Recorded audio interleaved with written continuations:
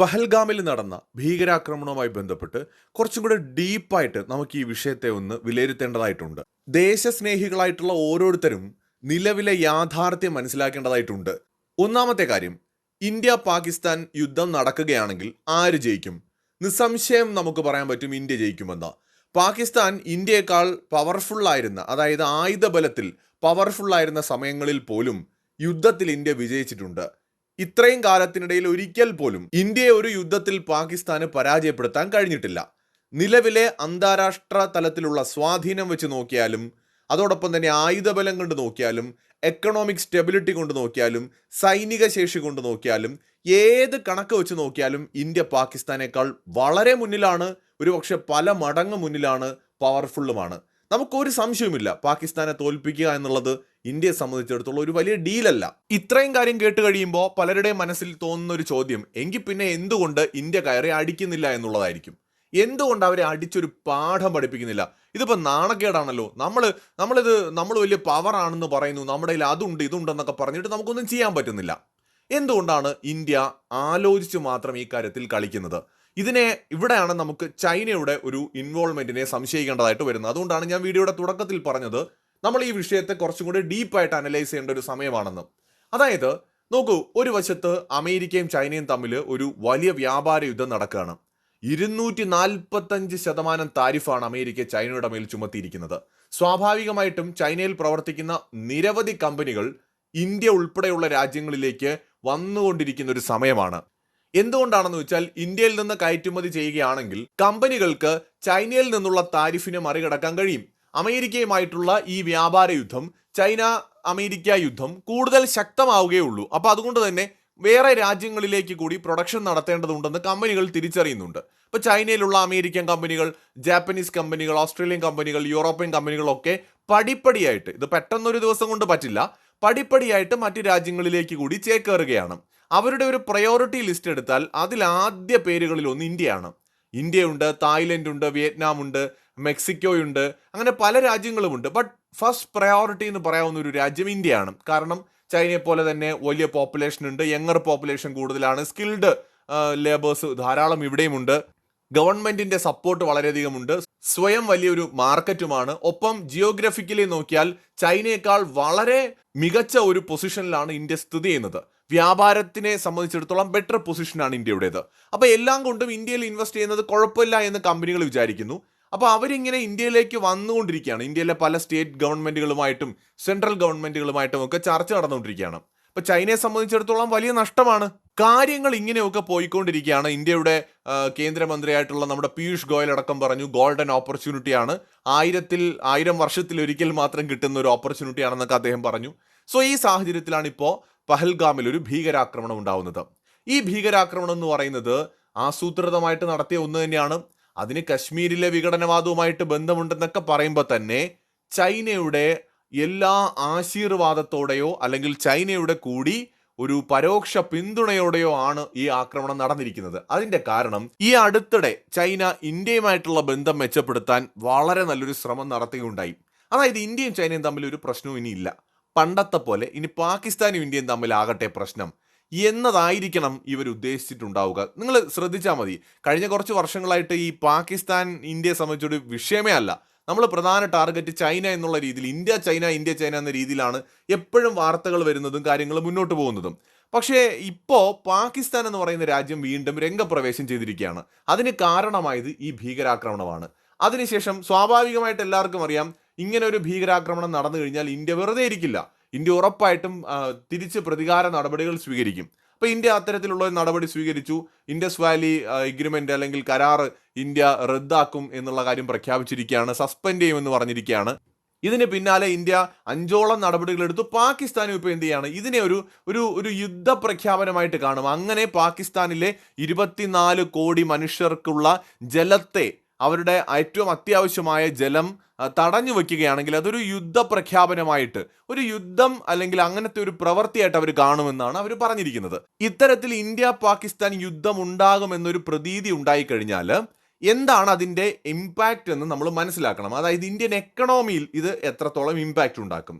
അതായത് ലോങ് ടേമിലേക്ക് നമുക്ക് വലിയ തിരിച്ചടി ഇതുണ്ടാക്കും. പ്രത്യേകിച്ച് ഇത് ഇന്ത്യയിലേക്ക് വരുന്ന ഫോറിൻ ഡയറക്റ്റ് ഇൻവെസ്റ്റ്മെന്റിനെ വളരെയധികം ബാധിക്കും. രണ്ടാമത് ഈ കമ്പനികളുടെ കോൺഫിഡൻസ് നഷ്ടപ്പെടുത്തും. അതായത് ഇൻവെസ്റ്റർ ഇവിടെ വന്ന് ഇൻവെസ്റ്റ് ചെയ്യാൻ റെഡി ആവുന്ന സമയത്ത് ഈ രാജ്യം എപ്പോൾ വേണമെങ്കിലും യുദ്ധത്തിൽ പോയേക്കാം എന്നൊരു സംശയം അയാൾക്ക് തോന്നിയാൽ അയാൾ ഇവിടെ ഇൻവെസ്റ്റ് ചെയ്യൂ.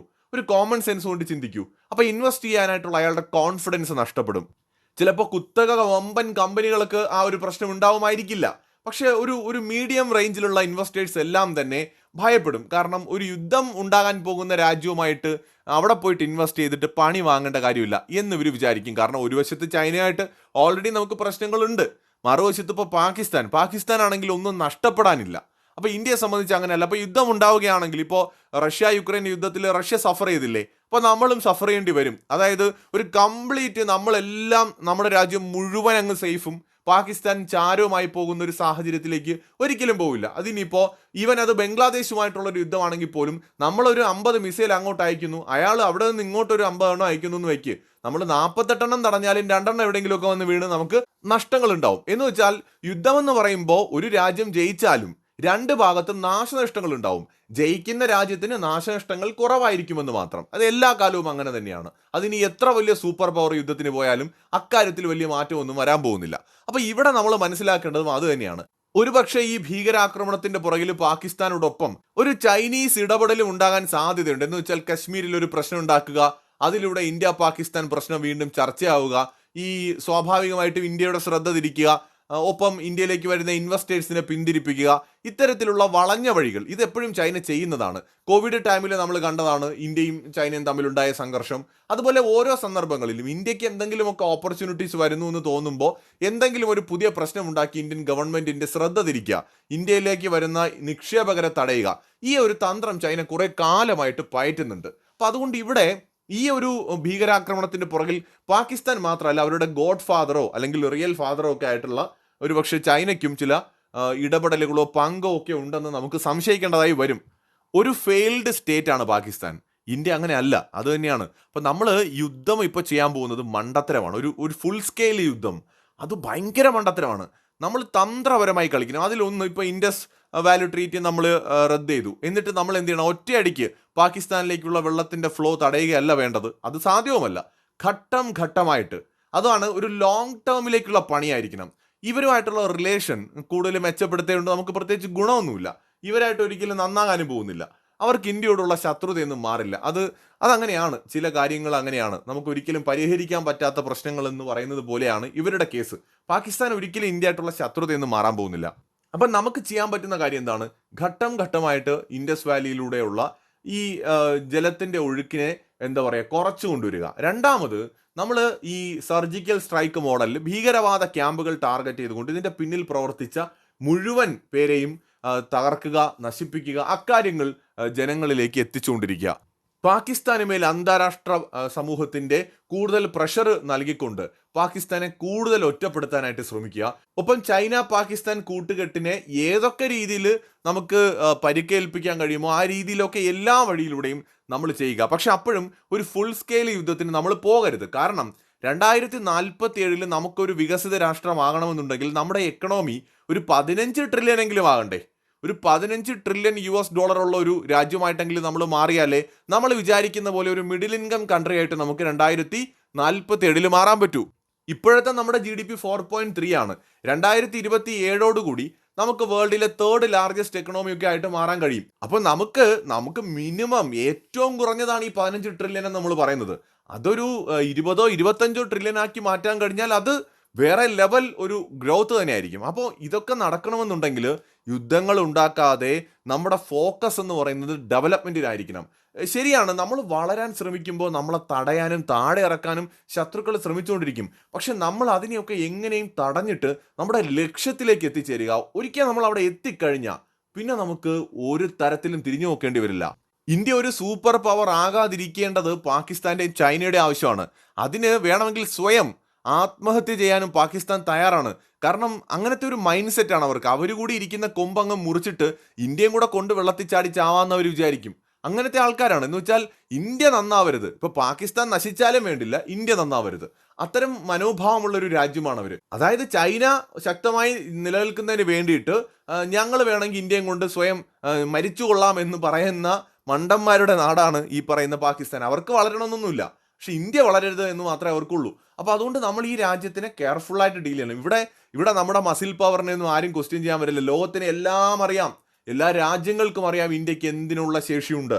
ഇന്ത്യ വിചാരിച്ചാൽ എത്ര സമയം കൊണ്ട് തകർക്കാവുന്നതേ ഉള്ളൂ ഈ പാകിസ്ഥാൻ എന്ന് പറയുന്ന രാജ്യത്തെ. പക്ഷെ നമ്മൾ എന്തുകൊണ്ടാണ് സംയമനം പാലിക്കുന്നത്? നമ്മളെ സംബന്ധിച്ചിടത്തോളം മിലിറ്ററി സ്ട്രെങ്ത് മാത്രമല്ല, ഒരു എക്കണോമിക് സൂപ്പർ പവർ ആവുക എന്നത് കൂടി വളരെ പ്രധാനമാണ്. നമ്മൾ ഫോക്കസ് ചെയ്യുന്നത് അതിലാണ്. കാരണം നമ്മുടെ ശത്രു, ഏറ്റവും വലിയ ശത്രു ചൈനയാണ്, പാകിസ്ഥാൻ ഒന്നുമല്ല. അപ്പം നമ്മൾ അതുകൊണ്ട് വളരെ കെയർഫുള്ളായിട്ട് തന്നെയാണ് ഡീൽ ചെയ്യേണ്ടത്. തന്ത്രങ്ങൾ വളരെ പ്രധാനമാണ്. അല്ലാതെ നമ്മൾ നേരിട്ട് പോയി യുദ്ധം ചെയ്യുക എന്ന് പറയുന്ന ഒരു സാമാന്യ നമ്മുടെ ഒരു രോഷമുണ്ടല്ലോ, ഒരു സാധാരണക്കാരൻ്റെ രോഷത്തിന് ഇവിടെ പ്രസക്തിയില്ല. രാഷ്ട്രതന്ത്രമാണ് ഇവിടെ വേണ്ടത്. ആ രാഷ്ട്രതന്ത്രം എന്ന് പറയുന്നത് വൈകാരികമായിട്ടുള്ള ഒരു സാധാരണ, ഇപ്പം നമ്മളെപ്പോലെ ഒരു സാധാരണ മനുഷ്യൻ്റെ ചിന്തകൾക്കും ഒരു സാധാരണ മനുഷ്യൻ്റെ ആവേശത്തിനുമൊക്കെ അപ്പുറമാണ് ഒരു ഭരണാധികാരിയുടെ ദീർഘവീക്ഷണത്തോടു കൂടിയുള്ള രാഷ്ട്രതന്ത്രങ്ങളും തീരുമാനങ്ങളും എന്ന് പറയുന്നത്. അവിടെയാണ് നമ്മൾ വ്യത്യസ്തമാകേണ്ടത്. ഇപ്പോൾ നമുക്ക് വേണ്ടതും അതാണ്. അങ്ങനെ തന്ത്രപരമായി നമ്മൾ മുന്നേറുകയാണ് വേണ്ടത്. എന്തായാലും ഇന്ത്യ ഗവൺമെന്റ് ശക്തമായ തിരിച്ചടികൾ ഒന്നിനു പുറകെ ഒന്നായിട്ട് ഇതിന്റെ പുറകിൽ പ്രവർത്തിച്ചവർക്ക് നൽകുമെന്ന് പറഞ്ഞിട്ടുണ്ടെങ്കിൽ അത് നൽകിയിരിക്കും. അത് അജ്ഞാതരുടെ രൂപത്തിലായിരിക്കാം, അത് സർജിക്കൽ സ്ട്രൈക്കിന്റെ രൂപത്തിലായിരിക്കാം, അത് ഇൻഡസ് വാലി ട്രീറ്റി അവസാനിപ്പിച്ചുകൊണ്ടായിരിക്കാം. പക്ഷേ ഒരു ഫുൾ സ്കെയിൽ യുദ്ധത്തിൽ ഇന്ത്യ പോകരുത് എന്നാണ് സത്യത്തിൽ ആഗ്രഹിക്കുന്നത്. പ്രേക്ഷകരുടെ വിലയേറിയ അഭിപ്രായങ്ങൾ താഴെ കമന്റ് ചെയ്യൂ.